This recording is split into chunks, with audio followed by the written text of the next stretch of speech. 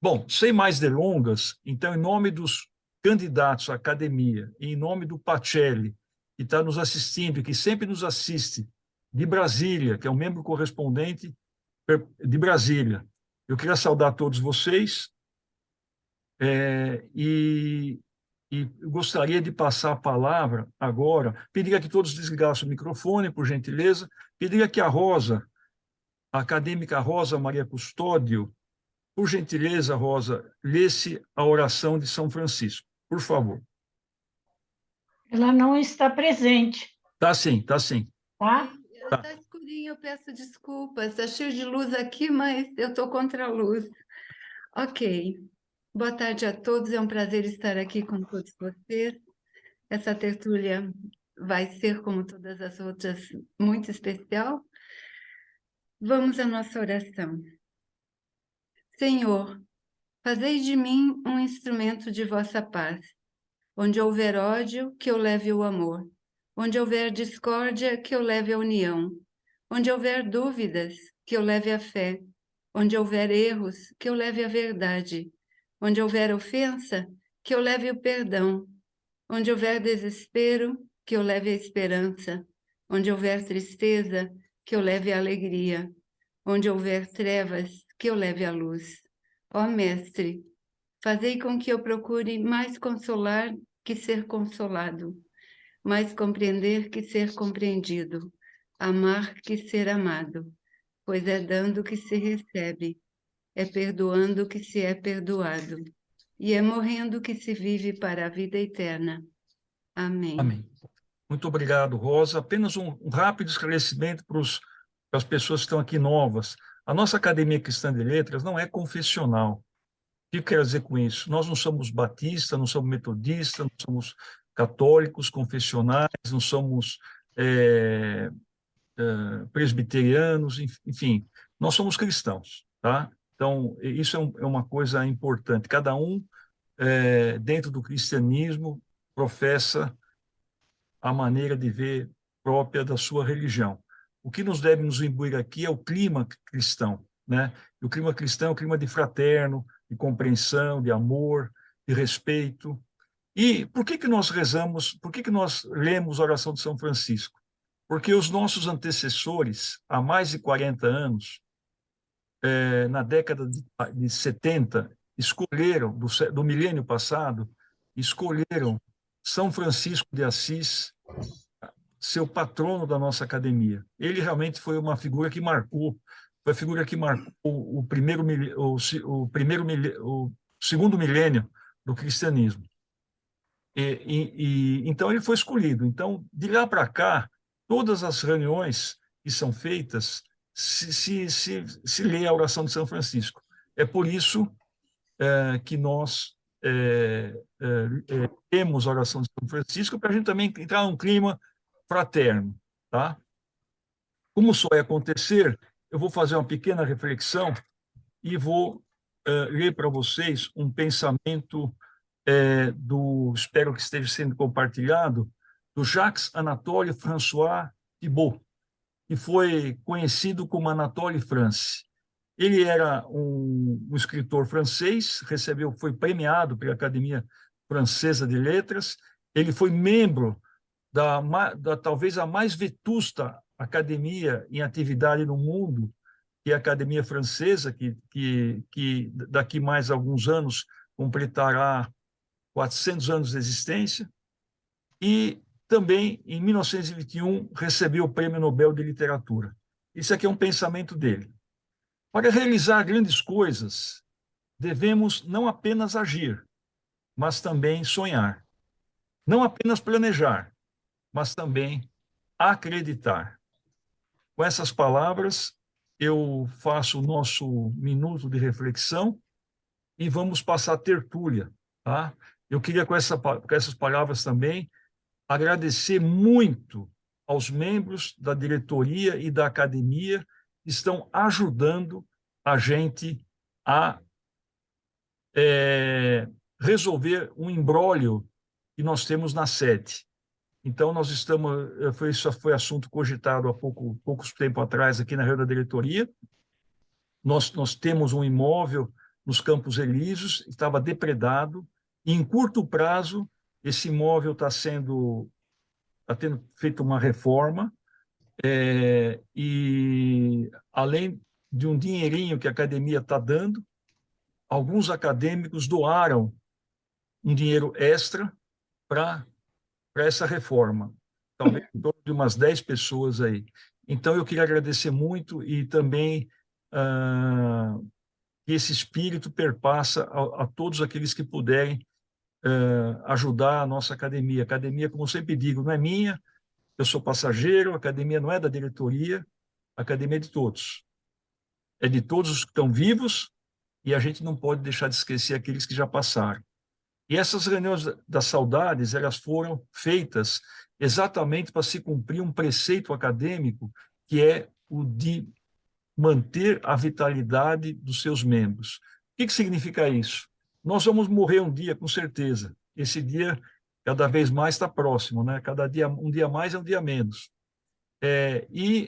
As academias servem para reverenciar os seus antepassados, a memória dos seus antepassados. Então, nós devemos ficar por aquilo que nós fizermos, né? Os nossos escritos, as nossas obras, os nossos trabalhos, as coisas boas que nós deixarmos. E esse é o momento para nós reverenciarmos aqueles que já passaram. Então, essa aqui vai ser a quinta tertúlia das saudades. Nós pedimos aos apresentadores que tenham 8 minutos de apresentação cada um, e, ao final, aqueles que quiserem fazer comentários, que o façam. Eu só queria fazer uma ressalva também a vocês. Um dos nossos acadêmicos, que é o Arruda, assim como todos os demais, foi convidado para apresentar um acadêmico. E ele escolheu Dom Dilmar Balduino Costa, que foi um membro fundador da nossa academia. Ontem à noite, o Arruda me telefonou e disse que estava enrolado, porque ele pertence a uma diretoria lá da Santa Casa, e a Santa Casa está com problema financeiro, e ele me disse que talvez não pudesse participar da reunião hoje, da tertúlia. Então, eu combinei com ele o seguinte: Arruda, se você não puder, paciência, eu vou falar um pouquinho sobre o Dom Dilmar, caso você não esteja presente, porque eu, quando fui visitar a sede com a equipe da comissão ano passado, eu fiz uma pequena atualização da biografia dele, que está no site, inclusive. Então, para não ficar sem a menção ao Dom Dilmar, caso ele não entre até o momento oportuno, eu vou completar. Então, eu queria agora, deixa eu pegar aqui na sequência,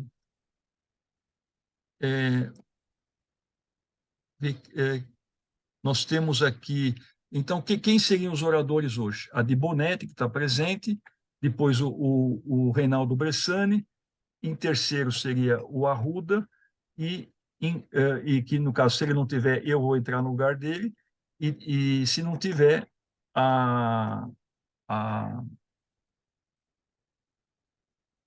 se ele tiver, ele fala, se ele não tiver, vou falar eu. Então, a primeira oradora, que vai ter esse prazo de 8 minutos, é a nossa querida Di Bonetti. A Di Bonetti é a sexta ocupante da cadeira número 24, que tem por patrono o Paulo Setúbal. E ela escolheu para homenagear um antigo acadêmico chamado Pedro Ferraz do Amaral, que a foto se encontra aqui na tela, e ele foi o segundo ocupante da cadeira número 2, que tem por patronesse Francisca Júlia. Então, eu pedi a todos que mantenham seus microfones desligados. E, Rosa, por gentileza, habilite seu microfone, e o prazo já está correndo. Perdão, Rosa não, Di Bonetti, por gentileza. Boa tarde a todos. Hoje eu vou falar um pouco sobre o Pedro Ferraz do Amaral. O Pedro nasceu em 21 de julho de 1901 e faleceu em 27 de junho de 1991. Ele nasceu em Piracicaba, seu pai era o Pedro também, e sua mãe Maria. Lá em Piracicaba, ele cursou a escola normal na turma de 1914 a 17. Então, ele faleceu com 90 anos, na verdade, faltava um mês para ele completar 90 anos. E ele tomou posse na Academia Cristã de Letras em 25 de setembro de 1984. Ele ocupou a cadeira de número 2, que hoje é ocupada pelo Dr. Rogério Gandra, o filho do nosso confrade, o Dr. Ives Gandra da Silva Martins. Ele também foi da Academia Paulista de Letras. E depois dele, quem ocupou a cadeira foi a Ana Maria Martins, de quem eu fui muito amiga. Quando a Ana Maria faleceu, agora há pouco tempo, quem está ocupando essa cadeira atualmente é o Leandro Carnal. O Pedro Ferraz do Amaral, ele cursou a Escola Normal de Piracicaba, mas ele não exerceu o magistério. Ele preferiu a carreira jornalística. Então, ele voltou-se para a imprensa, que era a sua vocação, e iniciou sua carreira na imprensa, no Jornal de Piracicaba. Em 1919, ele mudou-se para São Paulo. Ele escrevia, nessa ocasião, no Jornal do Comércio, no Combate, e para o jornal O Dia e em várias revistas. Ele foi auxiliar de crônica esportiva da Gazeta e redator do Jornal do Comércio. Em 1923 e 24, ele foi secretário da Revista do Brasil, de quem eram diretores Monteiro Lobato e Breno Ferraz do Amaral. E depois ele passou a trabalhar com Monteiro Lobato na companhia editora do escritor, onde ele permaneceu até 1926. Voltando para 1925, quando se fundou o Diário da Noite, ele foi o primeiro secretário da redação, sendo Léo Vaz o diretor. Continuou nesse posto sob a direção de Plínio Barreto e Assis Chateaubriand, os quais o promoveram a redator-chefe. Encontramos, junto a Pedro Ferraz do Amaral, Amadeu Amaral, secretaria no Diário Nacional, órgão do Partido Democrático, fundado sob a direção do conselheiro Antônio Prado, e que suportou, nesse período, as tribulações e as perseguições movidas ao jornal pelo Partido Republicano Paulista e pelos partidários de Getúlio Vargas. Ele permaneceu nesse órgão até 1932, quando São Paulo foi derrotado. Em 14 de julho de 1927, ao se fundar o Diário Nacional, ele foi o primeiro secretário, ficando até 1929, quando ele se afastou por cerca de um ano, voltando como o redator-chefe. Na imprensa paulista, ele foi inovador em matéria de entrevistas e reportagens. Em 1935, ele dirigiu o vespertino Correio de São Paulo, que era um órgão do Partido Constitucionalista, com Fernando Penteado Médici e Rubens do Amaral Filho.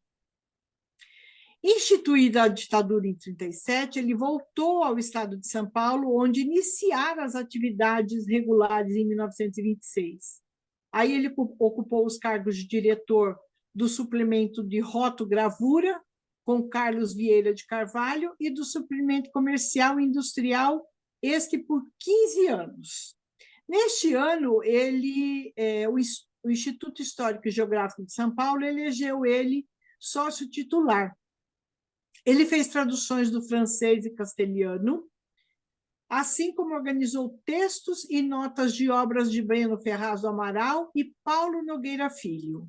Eu convivi com o Paulo Nogueira Neto, na Academia Paulista de Letras. Ele elaborou a biografia de Taylor, o pai da organização científica, e a crônica dos 10 anos do governo do Morgado de Mateus, na capitania de São Paulo, o primeiro jornal paulista, e outros textos. No Instituto Histórico e Geográfico, ele fez parte da diretoria no período de 1978 até 81. E na Academia Paulista de Letras, ele fez palestras sobre Afonso de Toné, Júlio Mesquita e José Bonifácio, o Moço. Ele também proferiu palestras sobre Cornélio Pires, Otoniel Mota e Rodrigues de Abreu. Ele voltou à imprensa na direção do Correio de São Paulo, que defendia o governo do Armando de Salles Oliveira. Fechado esse órgão em 1937, ele retorna a São Paulo, ao estado de São Paulo, onde trabalha até a ocasião que esse jornal foi retirado dos seus legítimos donos. Com a volta da legalidade, deposto o ditador Vargas, o jornalista retoma seu lugar em um estado de São Paulo dirigido por Júlio de Mesquita Filho. Após 40 anos de serviços prestados à imprensa, ele se aposenta, mas continua a redigir a revista Idorte, a revista dos criadores e a revista do Grupo Segurador Brasil. Como biógrafo, ele deixa-nos um valioso estudo sobre o Celso Garcia, vida e obra desse jornalista e político, que foram minuciosamente analisadas por ele, cujo fruto foi um volume, um livro de 350 páginas. Ressaltamos também seus trabalhos de tradução, as mais belas histórias de Heródoto, o pensamento vivo de Schopenhauer, apresentado por Thomas Mann, Ao Luar de Maupassant, A Abadesa de Castro de Stendhal. Ele tem uma obra sobre a literatura em São Paulo, em 1922, e deixa trabalhos inéditos. 10 anos de governo do Morgado de Mateus, de 1769 a 1799, e deixa um outro trabalho no tempo de Lobato, Reminiscências. Então, o Pedro foi um jornalista, um historiador, um ensaísta, tradutor. Pedro Ferraz do Amaral ocupava um lugar de destaque na imprensa e nas letras paulistas, um maravilhoso intelectual. Pronto. Hélio? Muito bem, de Bonetti. Eu desativei meu microfone, Bonetti, e desculpa, mas parabéns também pela síntese que você fez. O nosso objetivo aqui realmente não é esgotar o assunto, é simplesmente trazer a lembrança, né? E, obviamente, que você fez muito bem. Então, eu queria agora, vamos deixar comentários, como só ia acontecer, para o final. Eu queria também salientar aqui a nossa querida Raquel Naveira, que está nos acompanhando de Campo Grande, tá? Nós temos aqui uma plateia de vários lugares, isso é muito bacana. Então, agora, Bressane, com você a palavra, eu ativo o seu microfone e eu vou projetar a tela, só um minutinho, eu queria fazer a introdução sua aí.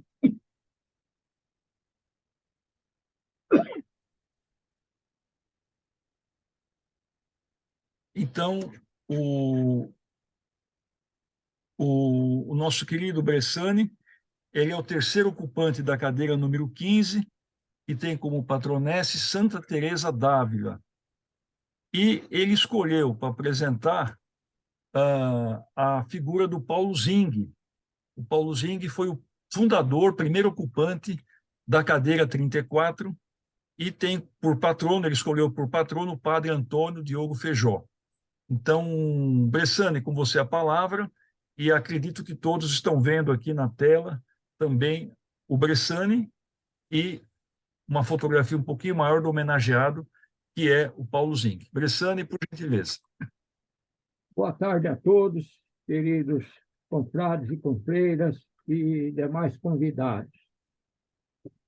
Confiança é um tecido delicado que não aceita remendos. E é na confiança de que estará permanente vivo entre nossos acadêmicos o essencial compromisso de não deixar morrer a memória e as contribuições daqueles que deram e vêm dando razão à existência da Academia Cristã de Letras. Isto porque o objetivo de toda tertúlia de determinada academia, além da defesa do cultivo do conhecimento e da ética, visa, a princípio, o resgate e o avivamento da memória e das obras deixadas pelos seus membros titulares antecessores, a fim de que se dê a eles a devida e merecida consagração reservada a todo acadêmico, sem dúvida mensageiro da imortalidade das ideias.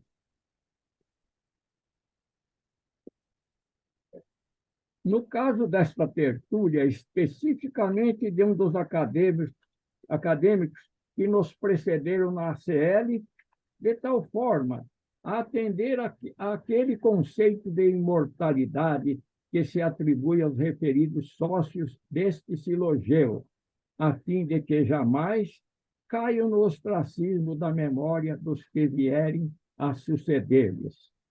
Enfim, da lembrança deixada à reconhecida e consistente feição de nossa CL, mesmo porque todos aqueles que nos precederam deixaram rastros de claridade a nos iluminar.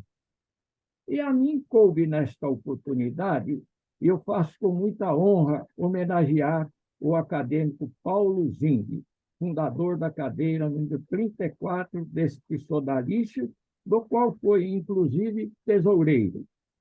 E o nosso homenageado Paulo Zing era paulistano, nascido nesta capital em 27 de maio de 1917, filho dos imigrantes franceses Alberto Zing e Margarida Zing. Paulo Zing, sem dúvida, foi nome de reconhecida inteligência, sendo destaque entre seus pares, tanto em sua atuação política, bem como na área educacional e acadêmica. Foi jornalista, educador e político.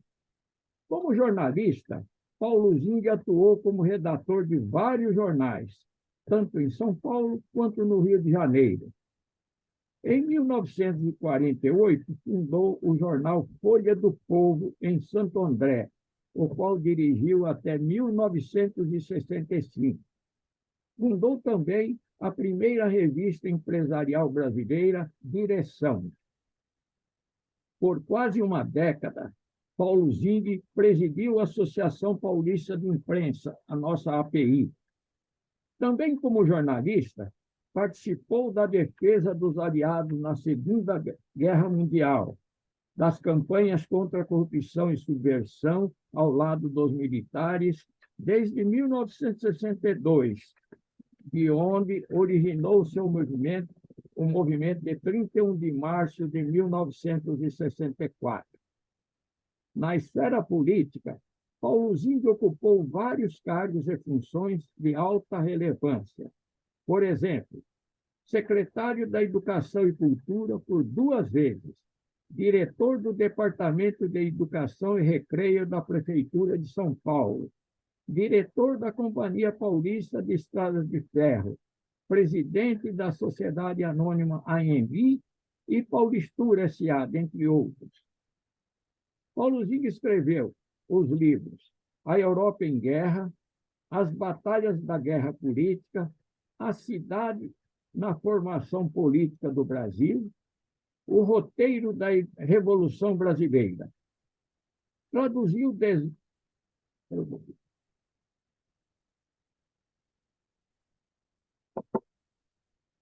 Traduziu dezenas de obras, dentre as quais História da Revolução Francesa, de Albert Mitier, em 3 volumes, Bases da Paz Futura, de Henry M. Rinston, e A Época Contemporânea, de Maurice Cruzet, da série História Geral das Civilizações.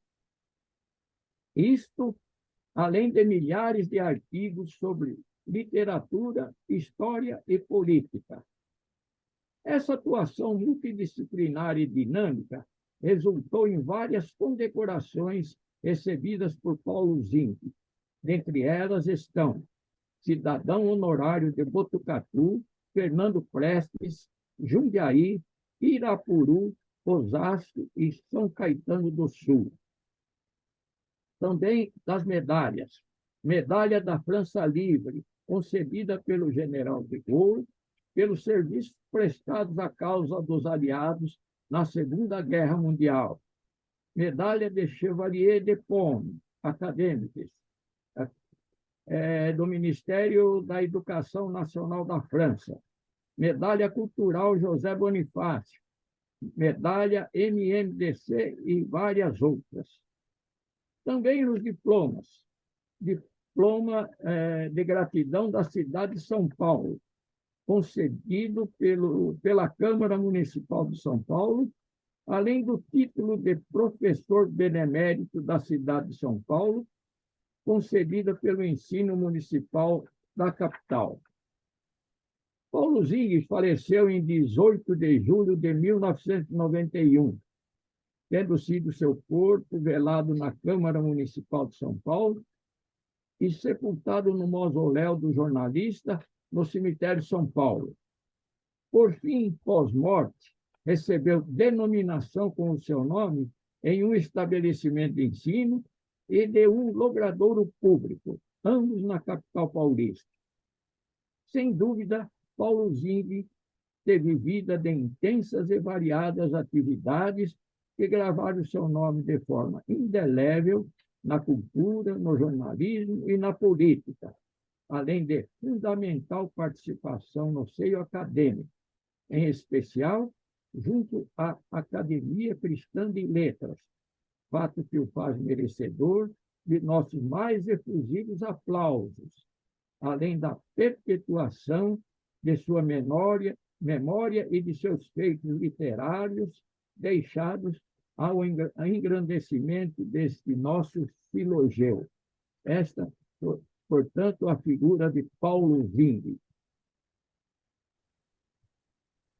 Muito bom, Bressane, muito bom, muito bom. Você está Muito bom, muito bom. né, com a apresentação que você me comunicou várias vezes. Você foi brilhante. Parabéns pela pesquisa que você fez, parabéns pela objetividade da sua fala. Eu Obrigado. não estou vendo Tudo bem, aqui, Bressane? não estou vendo aqui o Arruda, então eu vou falar algumas coisinhas em nome dele, porque eu fiz um complemento da biografia, como eu falei para vocês, então eu vou fazer o papel do Arruda aqui. Bom, apenas uma citação ao Arruda, né? O Arruda é o segundo ocupante da cadeira 40, particularmente por Pompeu, que está presente aqui. A cadeira 40 foi ocupada por um outro urologista também, que presidiu a nossa Academia Cristã de Letras, que era o Hafiz Saadi. O Eduardo, o Luiz Eduardo Pérez de Arruda, ele escolheu para homenagear a figura de Dom Dilmar Correia Baldino Costa. O Dom Dilmar, infelizmente, é um dos 10 nomes dos 122 membros da Academia Cristã de Letras ao longo da história, que, infelizmente, nós não conseguimos uma foto dele. Então, é um desafio para nós, para todos os acadêmicos, se alguém puder conseguir uma foto de um dos 10 membros que nós não temos, né? Então, seria muito bom, porque vai enriquecer o nosso site. O Dom Dilmar, ele foi o fundador da cadeira número 11 e escolheu para patrono José de Anchieta. Bom, o Dom Dilmar, como era mais conhecido, ele era baiano. Ele nasceu em Canasvieiras, no estado da Bahia. E ele teve por pai um médico chamado Corinto Balduino Costa, e ele teve por mãe uma professora, que também foi poeta, Celina Correia Costa. Ele fez o seu curso primário na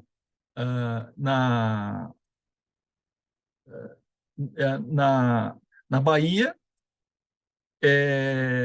no ginásio chamado Ipiranga, e o começo do seu ginásio também foi na Bahia. Aí ele vem para São Paulo e termina o seu ginásio aqui no Colégio Piratininga. E também, aqui em São Paulo, ele obteve o bacharelado em Ciências e Letras. Ele começou a fazer a Faculdade de Filosofia na USP e ficou até o 3º ano. E depois ele complementou seu curso de Filosofia um pouco com os salesianos e outro pouco com os beneditinos.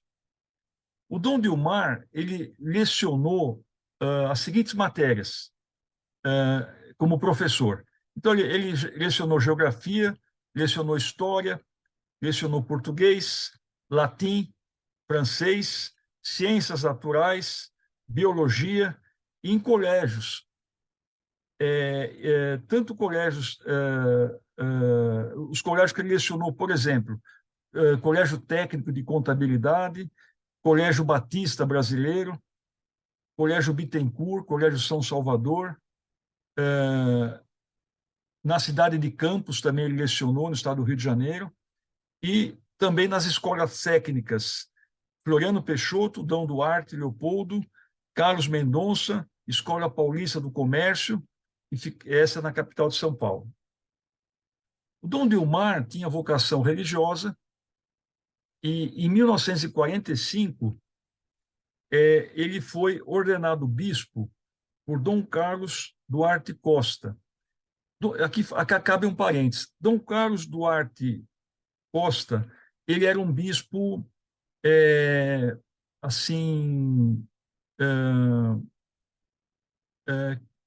que ele teve uma briga com a Igreja Católica e acabou fundando a Igreja Católica Apostólica Brasileira. Então, ele acabou fundando uma dissidência da Igreja Católica. Isso foi em 1945, o ano que ele ordenou o Dom Dilmar, padre. E depois, o Dom Dilmar, ele foi sagrado bispo nessa mesma Igreja Católica Apostólica Brasileira em 1969. E essa Igreja Católica Apostólica Brasileira existe até hoje, né? É uma dissidência do catolicismo tradicional, mas é muito semelhante do ponto de vista de estruturação do catolicismo. O Dom Dilmar, ele também escreveu muitos artigos, né, no Diário de São Paulo, nos diários associados aqui de São Paulo, e ele foi autor de alguns livros, dentre os quais A Língua Vernácula no Culto Católico, um livro de 1959, Padre José de Anchieta, o missionário do Brasil, foi quem escolheu para patrono da cadeira da Academia Cristã de Letras, em 1961, e escreveu também uma obra poética chamada Bahia Imortal, poema em homenagem à terra natal. Isso foi em 1973.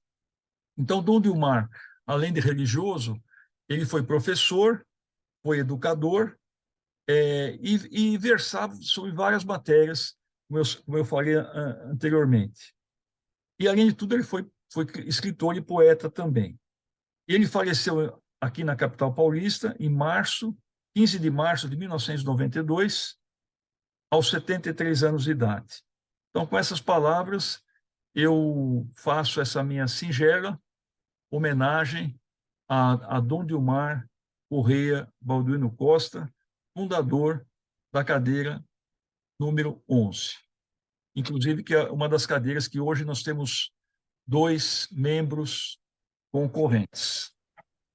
Agora eu passo a palavra ao nosso querido e grande jornalista Geraldo Nunes, né, de renome nacional. Eu quero compartilhar a tela aqui para também fazer uma singela homenagem ao Geraldo. Então, nas 2 primeiras falas, foram homenageados jornalistas.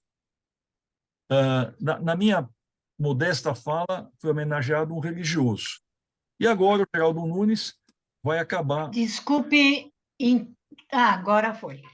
Isso, vai acabar homenageando um médico, né? E esse médico, os mais antigos aqui de São Paulo, inclusive eu, tivemos a grata surpresa de conhecer. Então, o Geraldo Nunes, ele é o quarto ocupante da cadeira número 27, um grande articulista, memorialista, tem por patrono São Lucas, e vai homenagear o Duílio Crispim Farina, que foi também membro fundador, primeiro ocupante da cadeira 27, foi o sexto presidente da Academia Cristã de Letras e foi um dos antecessores do Geraldo Nunes na cadeira 27. Geraldo, por gentileza, com você a palavra. Boa tarde, Hélio Belliomini. Boa tarde, confrades e confreiras. Muito obrigado por mais essa oportunidade de estar falando a vocês. E muito obrigado também pelas palavras iniciais, Hélio, na minha apresentação. Você fez palavras elogiosas a mim, muito obrigado. E foi muito bom ouvir a Di Bonetti e o Reinaldo Bressani falando de colegas jornalistas. O Paulo Zing, por exemplo, ele é tão importante que ele também é nome de rua. Em São Paulo, no bairro de Pirituba, Paulo Zing, ele foi secretário, inclusive, da Educação e Cultura 2 vezes, mas ele gostava de ser chamado de jornalista. E por isso a rua aqui, que eu faço homenagem a ele, se chama Rua Jornalista Paulo Zing. Esse é só um detalhe, porque eu estou aqui para falar do Duílio Crispim Farina, uma grande pessoa. Quando eu falo do Duílio Crispim Farina, eu chego a me emocionar, porque eu tenho uma carreira de jornalista muito pautada em textos, em publicações, mas eu tive uma passagem grande também pelo rádio e tive a oportunidade de, em 1995, o programa foi a hora, eu tenho a data marcada, 19 de novembro de 1995, eu levei ao ar um programa de 2 horas, onde o principal entrevistado era justamente o doutor Duílio Crispim Farina.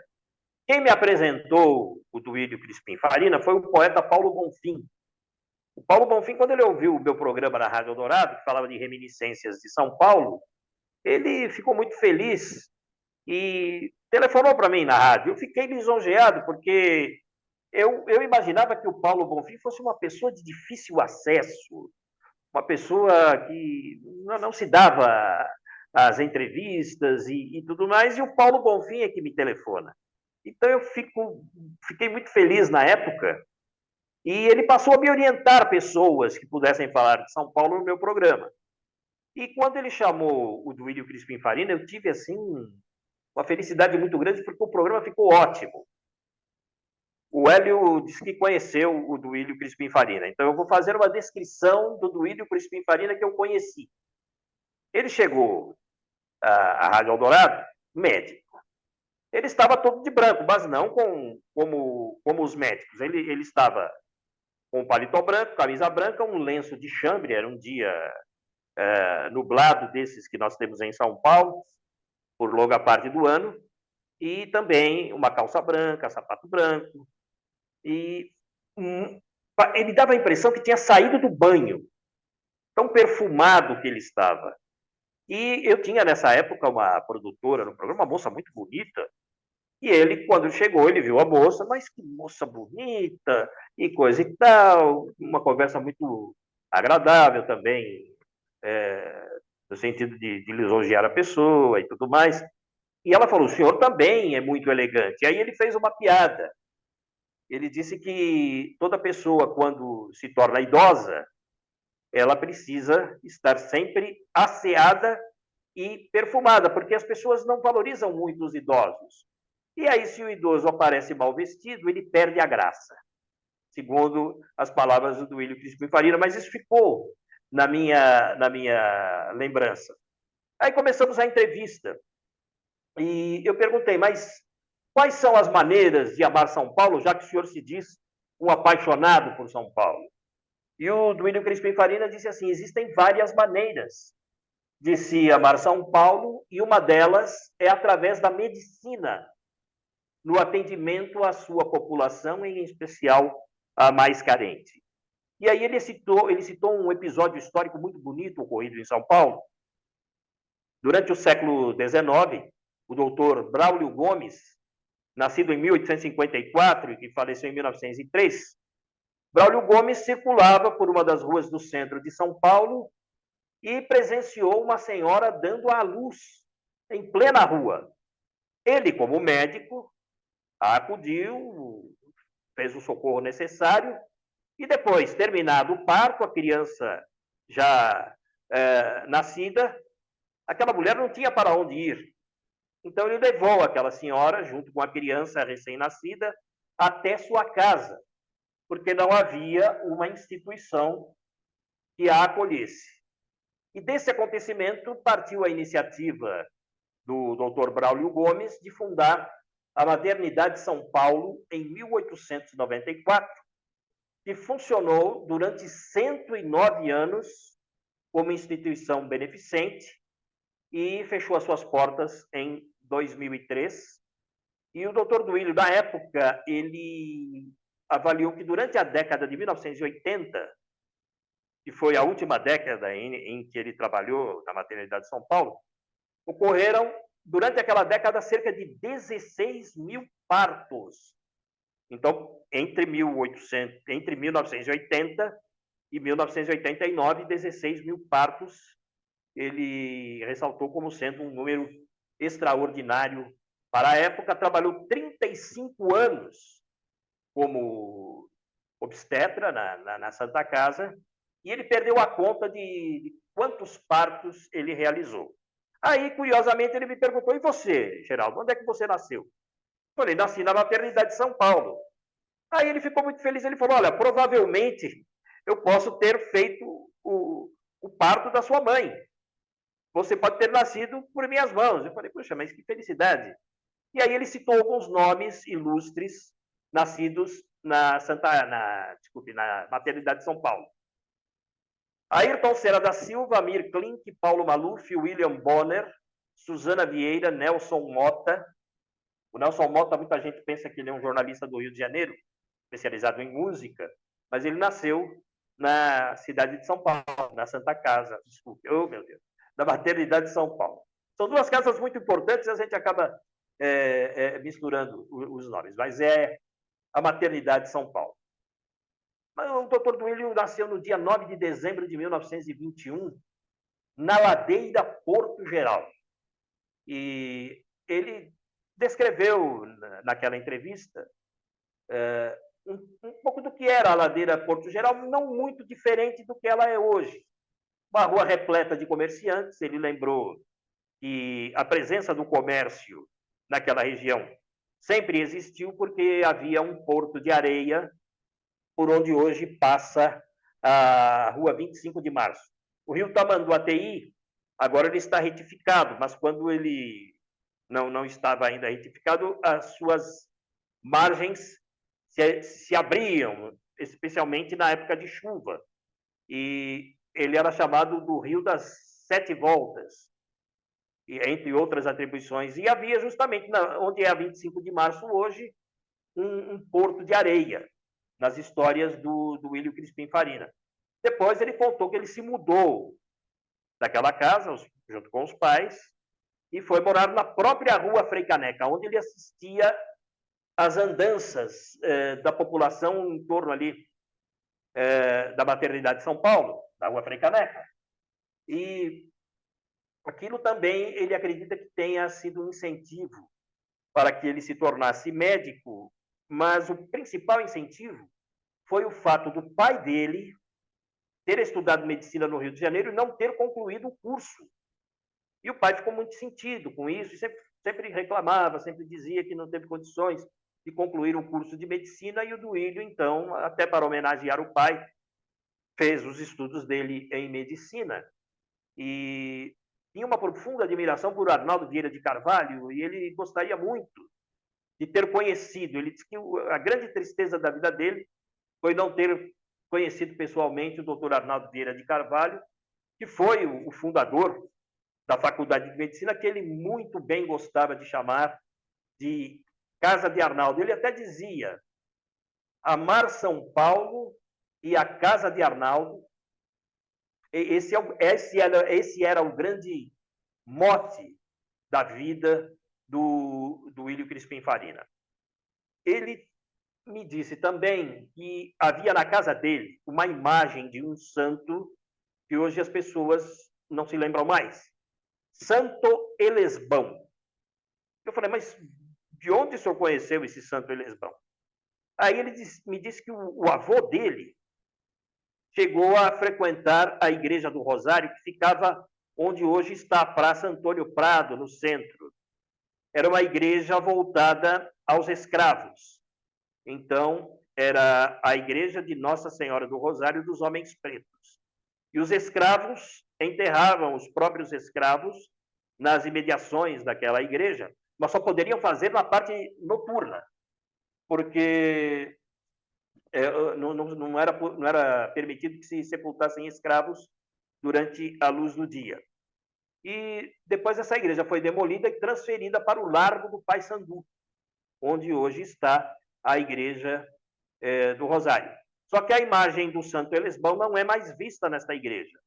Mas o Duílio Crispim Faria mantinha na casa dele uma imagem de Santo Elesbão, que é um santo negro, um santo da Etiópia que foi rei na Etiópia e venerado pelos escravos aqui no Brasil.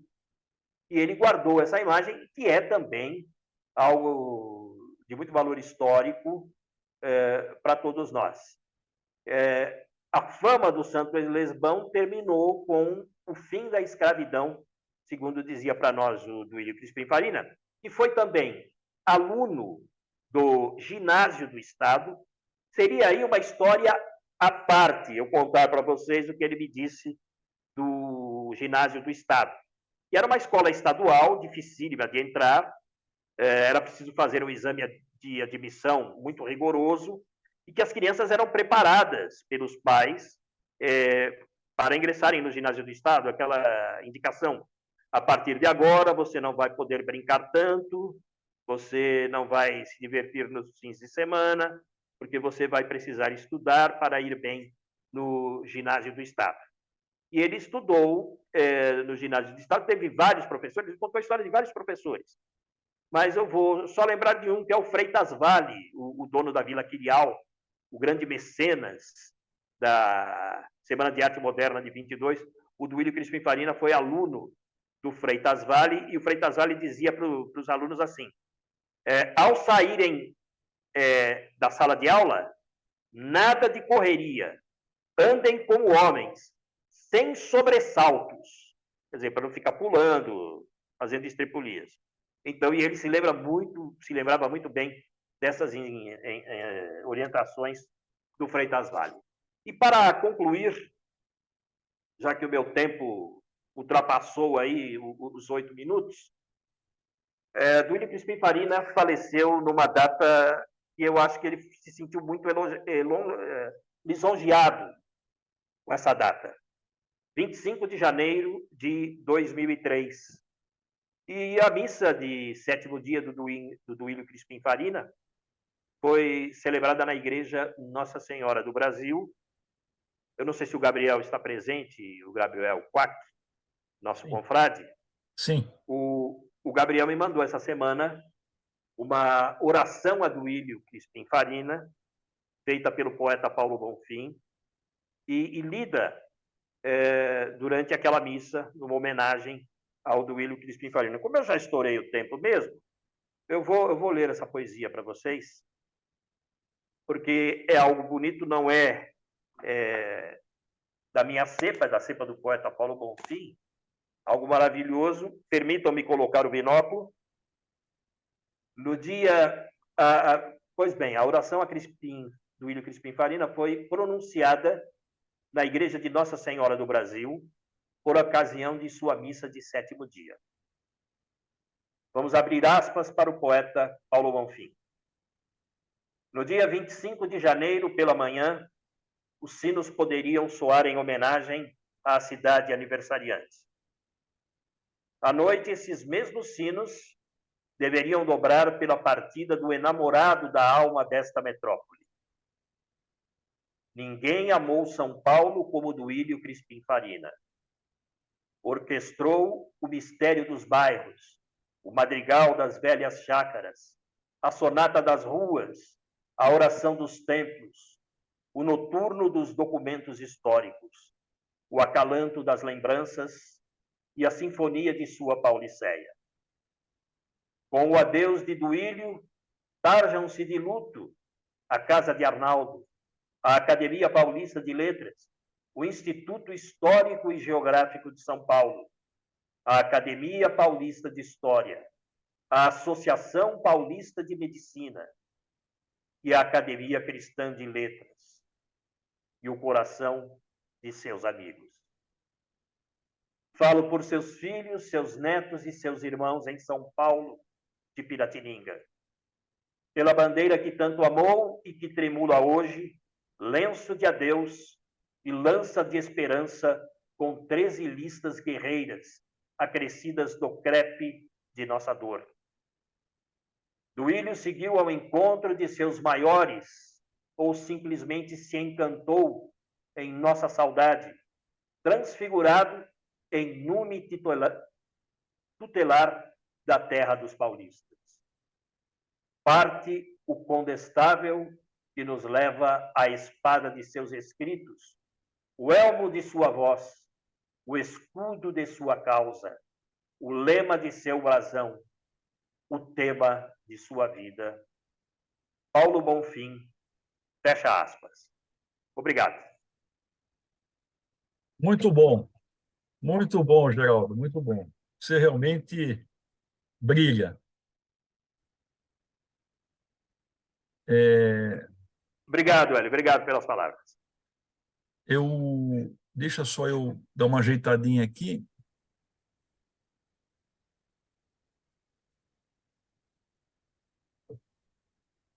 Bom, agora eu não estou conseguindo ver a tela toda. Só um minutinho aqui, deixa eu ver se eu consigo.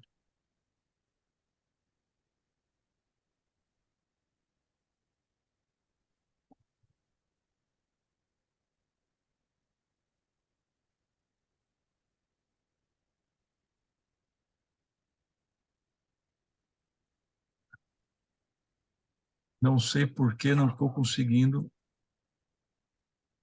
Bom, agora foi. Bom, então agora é a vez da plateia, tá? Agora é a vez da plateia. Então, os quatro, eu vou me tirar da relação, pelo menos eu acredito que todos nós tentamos trazer um pouquinho da imortalidade dos nossos de quatro antepassados nossos aí. E com isso nós estamos cumprindo um preceito acadêmico, né, que é o de manter a memória viva dos seus membros, né? Todos os acadêmicos todos são imortais, por isso são imortais, né? Porque eles vivem pelas obras que fizeram. Aqueles que quiserem se manifestar, vamos levantar a mão, que eu vou elencando e vou dando a palavra para que nós façamos comentários. Todos os que estão presentes podem se manifestar, saliento isso. Então, vamos começar pela Raquel. Quando eu falo todos, inclusive os concorrentes, os membros convidados aí. Temos a Di Bonetti, depois a Cecília. Alguém mais que levantou a mão? Bom, se alguém... perdão, a Francis. Se alguém... e o Bressani. Então, vamos pegar esses 5 primeiros. Eu pedi a todos vocês, como sempre, que sejam objetivos nas perguntas e nos comentários. Então, Raquel, por gentileza, de Campo Grande, diretamente, habilite seu microfone e fale. Boa tarde a todos. Essa foi uma tarde em que ficaram muito fortes 2 espíritos, o do jornalismo e São Paulo, o amor a São Paulo. Todos, não é? O Pedro Ferraz do Amaral, trabalhou em jornais, trabalhou em editoras, depois também o Paulo Zing, o religioso, também trabalhou na Folha do Povo, o Dom Gilmar também em jornal, enfim, todos marcaram o jornalismo paulistano. A fala do Geraldo, encerrando com Paulo Bonfim, foi maravilhoso, e o Paulo Bonfim aparece também aqui como um elo entre os outros, as memórias dos outros acadêmicos da nossa querida Academia Cristã de Letras. Eu queria perguntar para a Di Bonetti sobre o Pedro Ferraz do Amaral. Chamaram-me a atenção o fato dele ter trabalhado com o Monteiro Lobato em editora, e depois algo que ela citou sobre o Paulo Nogueira Neto. Qual foi o elo com o Paulo Nogueira Neto da Academia Paulista de Letras? E me chamou a atenção também que o Paulo Nogueira fez um discurso na academia sobre Afonso de Toné, que é, então, filho do Visconde de Toné. E, assim, só para marcar, o Visconde de Toné é considerado o precursor da literatura sul-mato-grossense, com seus 2 livros, o Inocência, que é um romance romântico ambientado nestas terras e ermos de Santana do Paranaíba, aqui de Mato Grosso do Sul, e A Retirada da Laguna, que é esse episódio da Guerra do Paraguai. Então, eu queria que a Di trouxesse isso para nós, sobre o Paulo Nogueira, e o que ela achou desse elo do Paulo Bonfim com todos esses grandes intelectuais. O Paulo Bonfim sempre foi memória viva, né? Ele conviveu eu acho que ele conviveu com todos os intelectuais, né? Nesse período. Você veja, ele estava na Academia Paulista de Letras, provavelmente ele deve ter convivido com o Pedro, né? E com relação ao Paulo Nogueira Filho, o Pedro fez uma palestra sobre o Paulo Nogueira Filho. E aí eu disse que convivi com o Paulo Nogueira Neto, né, na academia durante 8 anos, que também foi muito amigo de Paulo Bonfim e meio parente da Ana Maria Martins, né? E eu assistindo aqui, ouvindo o Geraldo Nunes falar, o nosso poeta estava aqui, ó, do meu lado. Lindo! Ouvindo, viu? Que foto maravilhosa! O Geraldo Nunes estava aqui, e eu queria até pedir para o Geraldo para que ele, por favor, depois me mande esse discurso, essa homenagem que Paulo Bonfim prestou para o Duílio, porque o Paulo conviveu, né, com o Duílio. E isso era muito comum do Paulo Bonfim. Cada acontecimento, ou alegre ou triste, o Paulo sentava e sempre levava, ia ou era para uma festa de aniversário, ou era para uma missa de 7º dia, o Paulo sempre tinha no bolso do casaco alguma coisa escrita, e geralmente Isso é lindo. As pessoas já sabiam, então já pediam para ele falar, mas ele muito marcava lindo. as circunstâncias da vida com a sua poesia. Eu sei disso porque uma grande pianista convidou ele para uma festa de aniversário e ele já não saía, mas era num sábado à tarde, e ele me pediu, por favor, você me leva? Levo. E lá estava, em determinado momento, ele tira do paletó os escritos e faz uma homenagem para a pianista, que foi alguma coisa, ela nem esperava, foi maravilhoso. Então, isso era muito comum dele. Palavras E aí de honra para os amigos. Exatamente. Aí eu peço para o Geraldo depois, por favor, me mandar por e-mail, se possível, tá bom, Geraldo? E parabéns, fiquei muito feliz. Como representante oficial do Paulo Bonfim, eu agradeço essa homenagem que você prestou a ele também, ô Geraldo. Obrigada, Di. Eu já vi que depois, na sequência, no final, o Gabriel, eu já vi que você levantou a mão, só para você saber, tá? Então, a de Bonetti se inscreveu em segundo lugar. Você quer falar de Bonetti agora? Se inscreveu para falar. Não, era Era justamente isso, isso. é isso, tá. Respondi a Raquel e já fiz a minha fala para o Geraldo. Ótimo. Sim, de Bonetti. Agora, Hélio, só me permita um minutinho.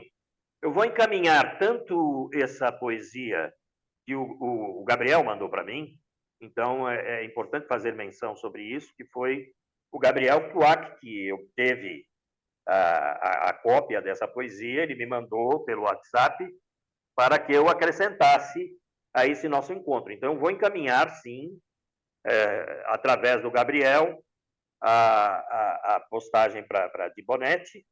Inclusive, vou mandar para você, Di, a foto que o Gabriel fez da poesia, datilografada, tal, bonitinha, do jeito que ele me mandou. Perfeito. Eu agradeço a você e ao Gabriel. O Gabriel é sempre atento. Tá certo, tá certo. Muito obrigado. E Celso Garcia, depois eu pergunto para você sobre Celso Garcia. Não, vou comentar agora. Ele era... o Ferraz do Amaral, ele estudou Celso Garcia. Celso Garcia foi um vereador muito importante para São Paulo, foi o primeiro a se preocupar com moradias, com a população carente, e aqueles bairros da Zona Leste, o Belém, o Brás, a Moca, eles devem muito ao Celso Garcia, porque eram verdadeiros descampados e Celso Garcia levou moradias para lá, por isso o nome da avenida que atravessa todo o bairro do Brás. Obrigado. obrigado, Geraldo. Obrigado, Bonetti. Eu vi que o Bressani, por exemplo, escreveu seu texto. Então, eu pediria para o Bressani, assim como para o Geraldo, se caso tenha escrito texto, assim como para a Di Bonetti, caso tenha escrito texto, que mandem para a Di Bonetti, para que a Di Bonetti publique no site e enriqueça o site também da nossa academia, com esses textos, tá? Hélio, posso só fazer uma ressalva para o Geraldo? O Pedro, ele escreveu uma biografia mesmo do Celso Garcia. Ele escreveu a biografia. Ok. Então, agora a palavra para nossa querida Maria Cecília Nacleiro Homem. Por gentileza, Cecília. Boa tarde a todos. Eu fiquei emocionada de saber que tanta gente importante passou pela nossa academia e que escreveram coisas maravilhosas, viveram vidas fabulosas e dignas mesmo de que sejam imortalizados mesmo. Graças a Deus que eles passaram e que vocês estão fazendo, que nós estamos fazendo essas tertúlias, porque estamos aprendendo muito com eles e nos encantamos, viu? Nos encantamos com eles. Pois eles construíram a nossa história, né? E pertenceram a outras gerações. Sem esse trabalho, não seria quase possível a gente conhecer tão bem como nós estamos ouvindo falar sobre eles. E eu queria falar para o Geraldo Nunes que eu estou muito feliz de ouvir que essa poesia é do Paulo Bonfim, que eu estou fazendo a história da Igreja Nossa Senhora do Brasil, e, aliás, eu estou trabalhando mais do ponto de vista arquitetônico, mas eu ganhei a Lei Rouanet e será em breve, espero que em breve seja publicada. E seria ótima ocasião de eu poder acrescentar no meu trabalho essa poesia do Paulo Bonfim. Eu gostaria de saber como é que eu faço para localizar essa poesia, para eu poder transcrever para o meu trabalho. Seria maravilhoso eu poder fechar o trabalho com essa poesia, né, do Willio Crispim Faria. Hélio, posso falar vou encaminhar para a Di Bonetti. Pode, claro. Maria Cecília, Oi. Eu não sei se você sabe, mas eu sou responsável pelos direitos autorais do poeta Paulo Bonfim. Sei, Então, sei. então já em Então, eu público, poderia, você então... pode publicar sem custo nenhum, viu? Qualquer pessoa Ai, que que bom. queira publicar qualquer coisa do poeta Paulo Bonfim, é só pedir autorização para mim, que eu faço Sei. sem custo nenhum. Ele vai ficar muito feliz. Você sabe que ele tinha uma É. admiração imensa por você. Ah, é? Ai, que É, maravilha. Não sabia, não. Fico feliz, viu? Muito feliz. ele, E ele dizia, realizada. ele dizia que você é uma historiadora de peso. Ai, que amor.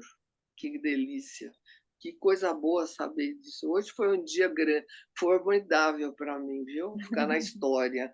Então, eu Ótimo. gostaria mesmo, viu? Será um prazer muito grande, uma realização maior ainda. Obrigada por tudo. Então, eu vou entrar em contato com você, viu? Ok. Obrigada, hein? Tá bom. Obrigado, obrigado. Agora, na sequência, a nossa querida confreira Francis de Azevedo, por favor. Isso. Boa tarde novamente. Todos estão de parabéns. Eu vou fazer uma colocação filosófica. Quando nós recordamos o passado, nós o vemos com um momento de nostalgia, de tristeza. Mas, nas nossas tertúlias, nós enxergamos isso como uma forma de reconhecimento pelos feitos dos nossos confrades e confreiras. E todos foram maravilhosamente bem. E o especial, o nosso querido Geraldo Nunes, nos deu uma aula, porque ele teve o privilégio de entrevistar, olha só, o Duílio. Se pudéssemos ter convivido com todos, as nossas colocações seriam assim como o Geraldo fez, de uma magnificência tremenda. Eu fiquei assim emocionada e vou procurar imitá-lo, o Geraldo, porque as boas coisas, elas devem ser imitadas. Você contou como se tivesse assim à beira do fogão a lenha, né? E nós assim à volta, tomando um cafezinho, comendo um bolinho e contando essa história que a gente não consegue esquecer da forma pela qual você nos contou essa história. Então, eu repito, essas tertúlias que o Hélio teve o bom momento de fazer e de trazer esses membros do passado, essa história, porque sem passado, obviamente, não se tem presente nem futuro, então, todos estão de parabéns. Obrigada. Eu que agradeço, Francis. Obrigada. Quem pediu a palavra foi na sequência. Agora vamos fazer assim, o Reinaldo Bressani, depois o Gabriel e depois o Juarez. Reinaldo, por favor. Bom, eu pedi a palavra por um motivo relevante, que é o meu agradecimento ao Gabriel Quach, que colaborou de uma forma decisiva para que eu obtivesse informações a respeito de Paulo Zing. Por quê?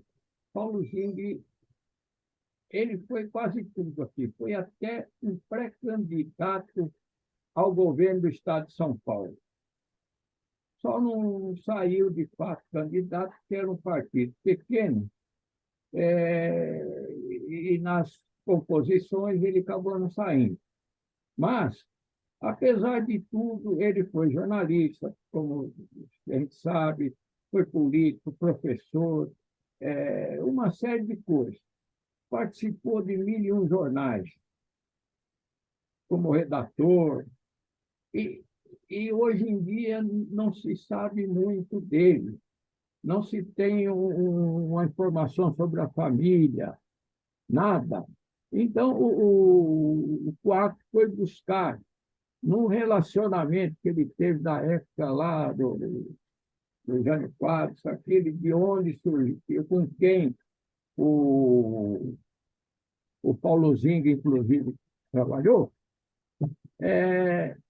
que redundou nessas homenagens em nome de rua, avenida, jornalista Paulo Zing, em nome do colégio também. Como é que se conseguiu isso? Através de um procedimento da Câmara em que foi solicitado lá, protocolado o pedido para que se nominasse essa avenida e esse colégio em função das atividades do Paulo Zing na esfera política, principalmente. E ali restou a informação e sobre o essencial da atividade política e jornalista dele, mas bem condensado, da onde eu tirei essas informações e que chegaram a mim através do Gabriel Quack, a quem eu agradeço. Obrigado, meu amigo. Sani, obrigado mais uma vez. E agora, com a palavra, o nosso querido acadêmico, também jornalista, um dos mais novos membros aqui da nossa academia, que é o Gabriel Quack. Por favor, Gabriel. Eu quero exprimir meu regozijo pelas monografias formidáveis que hoje nos foi dado assistir. Eu devo dizer que até mostrar uma separata que eu trouxe aqui, que acho que não vai, do Pedro Ferraz do Amaral, sobre Cornélio Pires.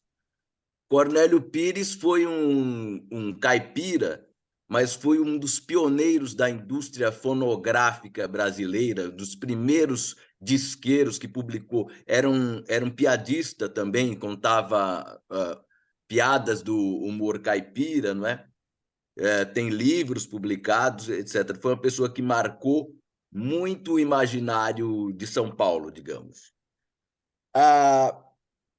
E Pedro Ferraz do Amaral, apenas queria lembrar uma coisa. Quem estuda a Revolução Constitucionalista de 1932, as memórias de Paulo Nogueira Filho, em 4 volumes, foram condensadas num único volume por Pedro Ferraz do Amaral, porque, né, são 4 volumes. Paulo Nogueira Filho era pai de Paulo Nogueira Neto, ambientalista, e de José Bonifácio Coutinho Nogueira, que foi da Fundação Padre Anchieta, foi secretário da Educação, foi candidato a governador de São Paulo. Agora, eu queria contar um fato pitoresco sobre Zing, é que Paulo Zing foi secretário da Educação, Municipal da Educação, na gestão Jânio Quadros, na última gestão de Jânio. E depois que entrou a outra prefeita, que sucedeu o Jânio, ele tinha um certo prazer, um pouco, digamos, negro, mas sei lá, um prazer de ir às greves, todas que foram feitas pelo professorado no tempo, porque era uma certa vingança que ele tinha, porque eu acho que o PT, que era o partido da Erundina, o criticava muito, claro, né, a oposição, e ele tinha esse prazer de... Ele já era um homem de idade, de ir lá, estar lá e meio que comemorando o fato da greve contra um outro partido. O Hélio, eu me lembro, eu não cheguei a conhecer Duílio Crispim Farina, conheci pessoas que o conheceram, foram dele amigos, os velhos de São Paulo, né? Mas eu, além dos livros que li sobre a história da medicina, eu lia muito do Duílio no boletim da PM, que é um boletim de primeira água. Eu li esses antigos médicos, historiadores, como o Jorge Michalani contava um anedotário da medicina um pouco, né? Que era irmão de Douglas, né? Era irmão de Douglas, né? Quem? Jorge Michalani.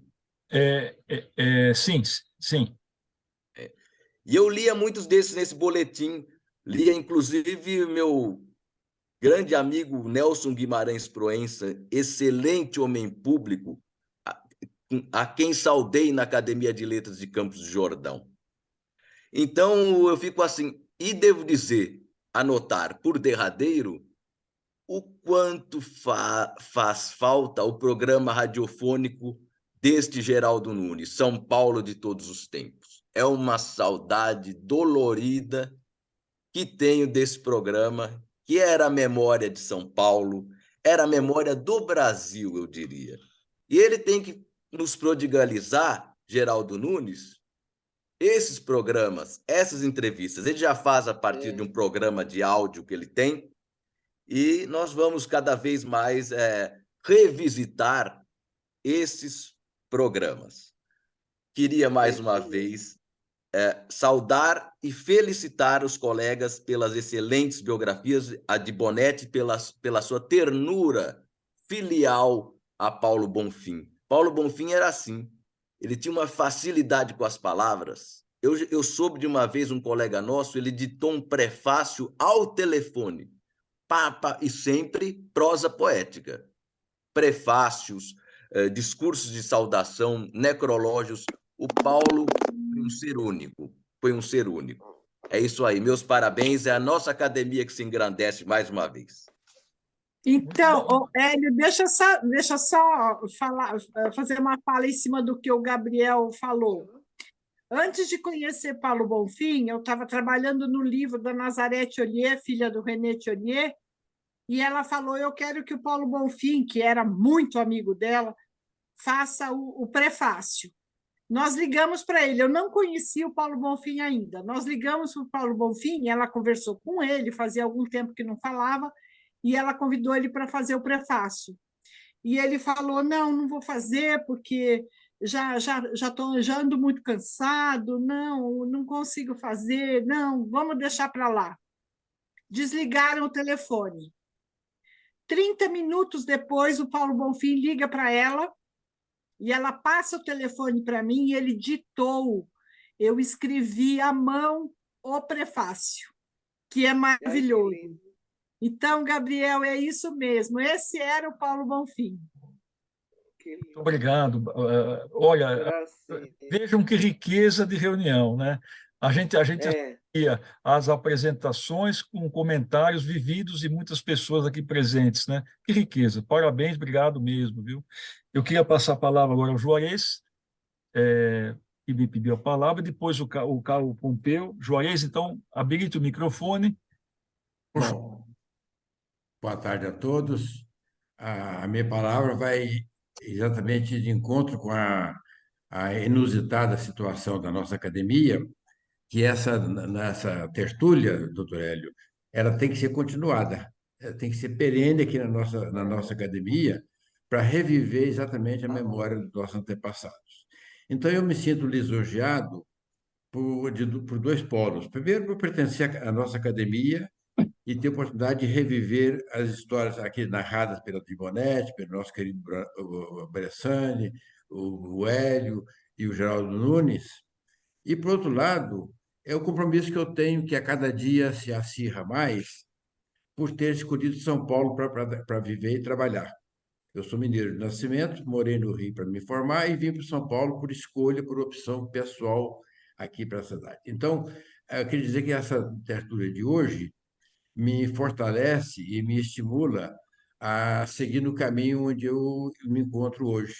Quer ver, abraçar a nossa querida Academia Cristã de Letras pela riquíssima história de seus antepassados e trabalhar para que nós continuemos a seguir esse caminho de reviver a memória dos que passaram. E mais ainda, por honrar a nossa querida São Paulo. Quer ver, como eu escolhi São Paulo como opção pessoal e profissional, então eu me sinto fortalecido a engrandecer São Paulo, a deixar a viver São Paulo com muita intensidade, como até hoje tem vivido.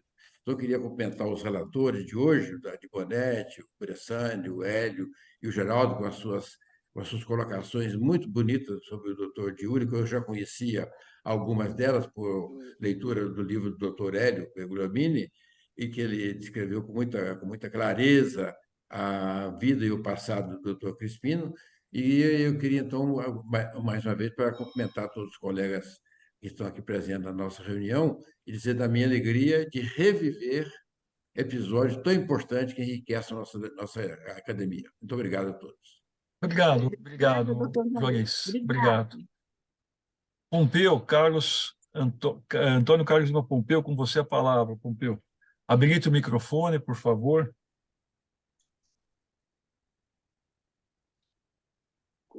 Muito obrigado mais uma vez pelo convite, pela oportunidade de estar aqui entre vocês. O que eu sinto, sim, do interior, é que participar dessa reunião, dessa tertúlia de saudades, aumenta a nossa responsabilidade de pertencer a uma academia como esta, pelo nível. Mas, além disso, eu me sinto impelido a falar porque o Geraldo Nunes contou uma história médica e que tem muito a ver comigo, porque ele relatou a história daquele médico, seu antecessor, né, que fez um parto daquela senhora em plena rua, cumprindo o seu dever sagrado de médico. E eu lembrei da minha história, porque minha mãe estava em trabalho de parto, eu era o bebê, e meu pai estava nos conduzindo para a maternidade de São Paulo. E essa é mais uma curiosidade. E estava na rua Antônio Carlos, eu chamo Antônio Carlos, estava na rua Antônio Carlos, quando o seu Ford velho 38, 4 portas, que levava minha mãe em trabalho de parto, agoniada no banco de trás, que é essa história que ele contava, e o carro quebrou na rua Antônio Carlos. E meu pai, veterinário, ele sempre me narrava: ou eu faço a parto da sua mãe no banco de trás, e por isso estava no banco de trás. Eu até perguntei por que no banco de trás levou minha mãe e não pôs na boleia. Ele disse: não, porque ali, se acontecesse alguma coisa, eu faria um parto. E ele acompanhou minha mãe e eu entrei na maternidade, ela entrou na maternidade e eu já fui direto para a sala de parto e nasci com 4 quilos, sem anestesia, sem coisa alguma. E estou aqui muito bem, não tive nenhum trauma ao nascimento. Mas essa cena aí da rua me fez lembrar da minha mãe. No dia seguinte, o Dia das Mães, me tocou bastante. E eu quero dizer para vocês que eu achei ótimo. Muito obrigado pela oportunidade. Eu não aproveitei esse momento, por favor, não interprete como aproveitar o momento porque é candidato. Não, é fora disso aí, pelo prazer e pela riqueza de informações e desse sentimento que eu recebi de vocês todos. Que gente tão humana. Obrigado, Hélio. Muito obrigado a vocês pela atenção e me desculpem não participando, ocupar a palavra, mas eu agradeço. É isso. Doutor Antônio Carlos, como era o nome da rua? Antônio Carlos. Ou Antônio Carlos. A rua Antônio Carlos, aquela rua que dá na Frei Caneca, que na frente da maternidade, estava pertinho da maternidade de São Paulo, e aí está o vínculo, né, dessa história tão pitoresca, mas tão importante para mim, tão sentimental. Então, nós vamos acrescentar mais um ilustre que nasceu na maternidade de São Paulo, que é o Pompeu, né? Pompeu realmente. Mas, olha, todos os que estão presentes, né, a palavra é franqueada, viu, Pompeu? Se alguém quiser mais comentar alguma coisa, fique à vontade. Eu só acho que talvez ninguém mais queira se manifestar. Ô Hélio, só uma coisa. Alpesa, fala. Outra coisa que me ocorreu a respeito de Dom Gilmar é o seguinte, eu acho que talvez esteja fazendo um apontamento intempestivo, mas eu acho que já é tempo de voltarmos a ter no nosso quadro efetivo um sacerdote católico, como é da tradição de todas as academias, até da brasileira. E aqui a paulista, que é representada por esse grande bispo, Dom Fernando Antônio Figueiredo. Então, já é tempo de talvez até do credo luterano, que seja, não é? É isso aí. Sem problema. Eu só queria, vamos fazer o seguinte, obviamente que para ingressar como membro titular, a pessoa tem que passar de um concurso, né? Assim como os nobres 5 candidatos estão participando. Mas, eventualmente, no nosso quadro também tem membros honorários, né? Que depende apenas da indicação de um acadêmico e da aprovação da diretoria. Eu ainda continuo achando sempre que quem são as entidades são os seus membros. E os seus membros têm que vibrar pelas entidades. Então, eu acho que, além de ter um bom currículo, a pessoa precisa gostar e precisa frequentar, precisa participar. Eu não me canso de elogiar e agradecer muito o Pacelli. O Pacelli, depois que entrou há mais de um ano, ele está em todas. Ele participa de todas. Eu não vi ele faltar uma vez numa reunião. Então, isso daí, o que a gente para as academias, para a nossa academia ficar muito forte, nós temos que ter gente que se comprometa com a causa dela, e não simplesmente pegar um título e pôr debaixo do braço ou na gaveta. Isso não resolve nada, porque normalmente essas pessoas já têm muitos títulos também. Então, Gabriel, todos nós, você, qualquer um membro aqui que é da academia, tem liberdade de propor um membro honorário para a diretoria, por que não? Mas eu acho que nós devemos propor, primeiro, para que eles frequentem as reuniões, participem das reuniões, gostem da causa, e assim vai indo. Nós já tivemos, além de bispo na nossa academia, tanto da Igreja Católica Apostólica Romana, um deles grande, que faleceu, foi o Dom Mucciolo, né, Antônio Mucciolo, como também o Dom Dilmar, que era da Igreja brasileira. Tivemos também pastores presbiterianos no passado, né? E tivemos até um judeu que pertenceu à Academia Cristã de Letras, né? Então, fica aqui bem lembrado, tá? Bem lembrado essa situação, né? Que a pessoa pode ser membro da academia, não necessariamente como titular, mas como honorário. E aí todos podemos indicar à diretoria o nome, mas eu insisto, vamos indicar alguém que se comprometa com a causa. Tá? Não adianta indicar alguém que simplesmente quer um pedaço de papel e ele vai estar pouco ligando para aquilo lá.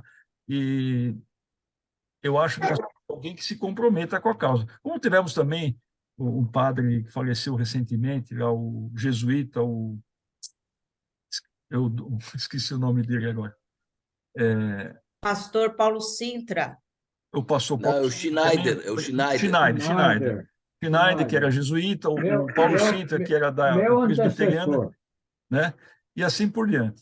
Bom, eu só queria, antes dos finalmente, só queria fazer alguns comentários também, rapidíssimos, para complementar a fala.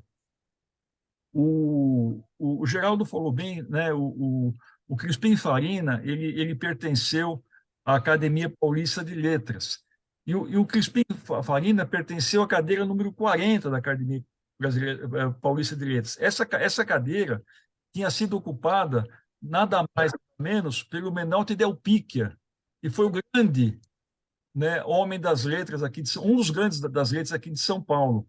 E essa cadeira que foi do Crispim Farina, hoje é ocupada pelo nosso confrade, José Renato Nalini, que também é membro da nossa academia, né? Então, é apenas para complementar esse dado. E eu queria dizer também que o Crispim Farina, ele foi um grande intelectual, ele foi um grande escritor, e ele se dedicou muito à história da medicina. Ele tem vários livros sobre a história da medicina.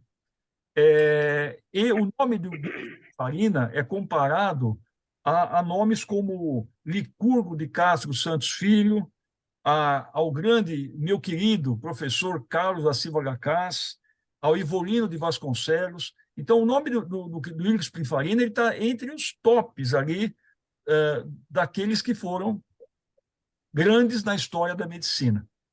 Então, isso eu queria complementar e também dizer que o Duílio Crispim Farina, hoje, ele é patrono de uma cadeira da Academia de Medicina de São Paulo.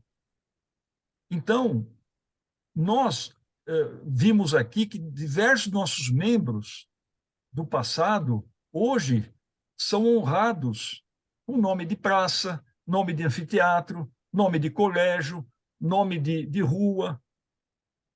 E vocês não acham que somos soberbos em dizer, quem sabe, um de nós aqui, amanhã ou depois, vai ser lembrado numa homenagem dessa. Então, Rua Jornalista Geraldo Nunes, por que não? Por que não? Por que não? Uma vez, viu, Geraldo? Uma vez, eu sempre, você, ou talvez alguns, ou então, por exemplo, a Raquel Naveira, né, que é biacadêmica, né? Por que não ela ser homenageada no nome de uma escola? Aí sim. Infelizmente, as homenagens, nós vamos estar aqui para ver. É muito raro alguém ser homenageado. Tomara que demore bastante. Tomara que demore. Mas por que não? E só para terminar, eu faria o seguinte. Uma vez, eu estava conversando com um dos maiores anatomopatologistas do Brasil, que foi o Matosinho França, né? Vários de vocês conheceram, ele presidiu, inclusive, a Academia de Medicina de São Paulo. E eu muito querendo falar dos médicos do passado, né? Com todo aquele vigor para ele e tal, né? Ele sentava do meu lado lá na reunião da academia, da diretoria da Academia de Medicina de São Paulo, né? Ele era muito crítico, né? E às vezes desconfiado. Ele chegou para mim e falou assim: olha, esse pessoal que você está falando aí, o fundador da Faculdade de Medicina, o fundador da Academia de Medicina, né? Esse pessoal todo, eles foram igual a você, igual a nós. Igual a nós. Então, não adianta botar muita bola para cima, porque eles foram importantes, não tem dúvida nenhuma, mas foram igual a nós. Viveram como nós, trabalharam como nós. E, obviamente, se notabilizaram. Então, aquilo me dava um banho de água fria, né? Porque eu achava que os caras eram deuses, né? Anjos, e ele falou: não, eles foram igual a nós, completamente igual a nós.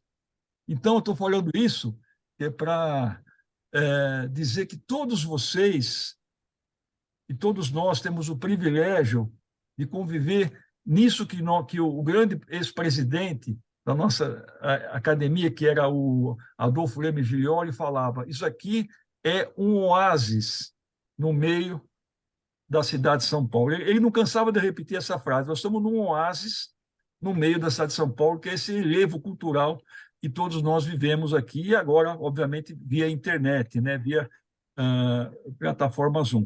Mas, querendo complementar a reunião e finalizar a reunião, eu queria fazer um convite para vocês.